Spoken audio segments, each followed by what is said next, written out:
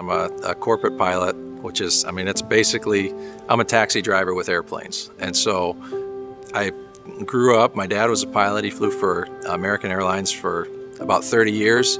And so I just kind of grew up at the Goshen airport around airplanes. It's honestly the only thing I've ever wanted to do. For work, I fly airplanes professionally, and so my professional life is based on a checklist. You know, before we start the airplane, every time we have to do X, Y, and Z and make sure the doors are closed and we have enough gas and all of this and that. And I really got a lot of benefit out of shifting that into my personal and my spiritual life as well. You know, physically, I hate to run unless I'm chasing a ball. Like if I'm playing basketball or soccer or softball or something, great, I'm good to go. But just to go run is a challenge for me. And so to have the goal of, you know, I'm going to do 9 miles this week or whatever it may be, having goals to accomplish and a sort of a checklist to get me through the week is a big one. My wife was out of town with some friends, and so I took my daughters and we went, you know, and did the prayer walk around the church. It was a really neat thing because my oldest daughter, Ellie, who's turned 4 in January, asked, you know, we were halfway around the church and she asked if she could pray, you know, on her own, unprompted, prayed, thanked Jesus for her Sunday school teachers. And, you know, as a parent, that's just kind of an awesome little thing, but it was like it just kind of clicked, like, okay, you know, they say that, you know, more is caught than taught. And I don't usually share a whole lot of stuff like that on Facebook, but that was one that I thought absolutely, you know, I wanted her Sunday school teachers to know that this little 4-year-old, who I am sure is rambunctious and, you know, running around when she's supposed to be singing and stuff, but I wanted them to know that she's grateful for the time that they're giving. Before just committing to it and doing it, I didn't really get it. People hear midnight meetings and you know, Fight Club and you know, the #1 rule of Fight Club is you don't talk about Fight Club. And, you know, there's all of this weirdness, you know, kind of surrounding it because you don't know.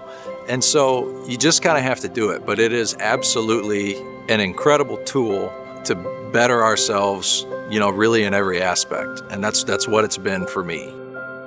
You know, before Fight Club, I was getting up 9, 10, 11 o'clock every day. Wasn't eating, wasn't exercising. My blood sugar was out of control. Jim probably could have preached his sermon on sloth and had pictures of me on the screen. This is what sloth is. Okay, you know what you struggle with. You know what you struggle with every day. And that, you know, that eats on you. And it eats away at you. You cannot become your full potential with God until you get an accountability partner, because you've got to get the junk that's in your closet out in the open.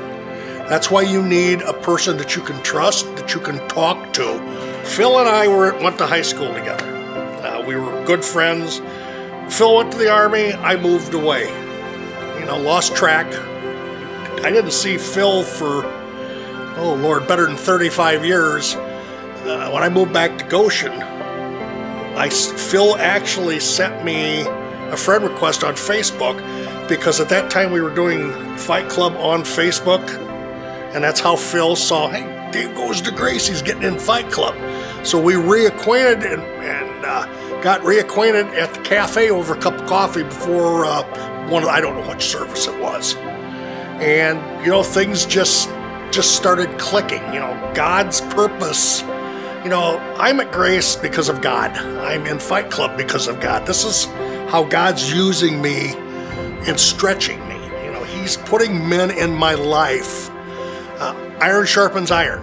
All men need it. And definitely Phil has been instrumental. So, you know, we reconnected and we just, you know, sit there and laugh about some of the dumb things we did in high school. Yeah, we can still do that, you know, 40-some years later. So that's basically, it was all through Fight Club that Phil and I got, and of course God's great orchestration. You're going to have to take a leap of faith. I mean, what's the worst that's going to happen? There's nothing's going to happen. What's the worst that can happen? You strike out, okay, it's not for me at this time. At least you tried. You got to try.